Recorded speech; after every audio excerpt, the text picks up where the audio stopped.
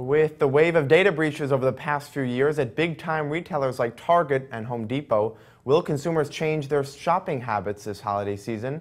Let's ask Rod Sides, who covers retail for Deloitte. So Rod, Deloitte is out with this report showing 75% of consumers say they are concerned when a big retailer has a data breach. But half of them, almost half, said they'd go back to the store assuming the store did something to regain their trust. How much of a concern are data breaches this holiday season? Well, I think for the retailers, it's pretty much of a concern to really understand what they have to do to protect the data. However, within that, they also want to spend some time to understand what it means to the consumer. And they want to make sure the consumer feels comfortable in doing that. Because one of the biggest challenges that you have with that is to understand what happens if the consumer decides to go someplace else. Now, have consumers just become sort of used to data breaches? I mean, it's not just in retail, it's banks too. Correct. I think so, and I think they understand it's a cost of doing business. What we're finding, a lot of folks will have multiple cards, and so they'll use those as a way to try to protect themselves. They may have one that they use online, they may have one they use in the store, and so a lot of that goes to help them mitigate the risk that might be out there. All right, let's shift now to consumer spending. The average consumer is going to spend $430 on gifts this year. That's pretty much in line with what we saw last year. So are consumers cautious in your view? I think they're a little more cautious than we've seen in the past, although they're pretty optimistic about where the economy is going.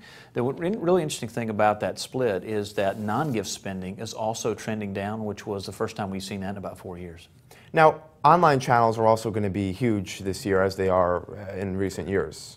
Correct. One of the things that's interesting about this year's study was when we asked people what percentage of their budget they were going to spend online versus in store, it was identical. 47% of the budget is going to be spent on gifts online, as well as 47% in the store. So what we're seeing is store traffic has continued to decline over the last couple of years and is scheduled to do that again.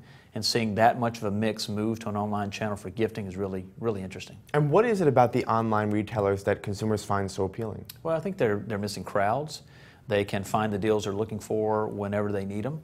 Or they're able to find product availability, et cetera. So I think it's an ease of shopping. We actually found in one case, 44% of the folks said they prefer to shop online versus in store, which again is the highest we've ever seen. And they also have a lot of expectations for free shipping. There was one stat in the survey, 2/3 of holiday shoppers think that if they order something after December 17th, they should not only get the item by Christmas, but they should also have free shipping during that time. I mean, to me, this suggests that the consumer is just used to getting their way. They are. And I think what we've seen is the digital channels, the online players have changed the game in the definition.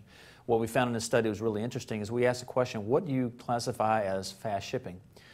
This year and last year, about 2 days is the cutoff, but what we found is really interesting is last year, 63% of respondents said that 3 to 4 days was fast. This year it came down to 42%. So the definition of fast is really honing in on about 2 days, and it's very interesting to see that move in the marketplace. Well, and the definition of free, I mean, is it exactly free or are they raising prices somewhere else? No, it absolutely is free because with the price compression that we find online, it's really impossible for retailers to hide that cost anywhere else, especially if retailers are going to compete on the basis of price. So as a result, it really is somewhat free that we're seeing in the marketplace. All right, Rod Sides from Deloitte, thanks for coming by to talk to us. Thank you very much.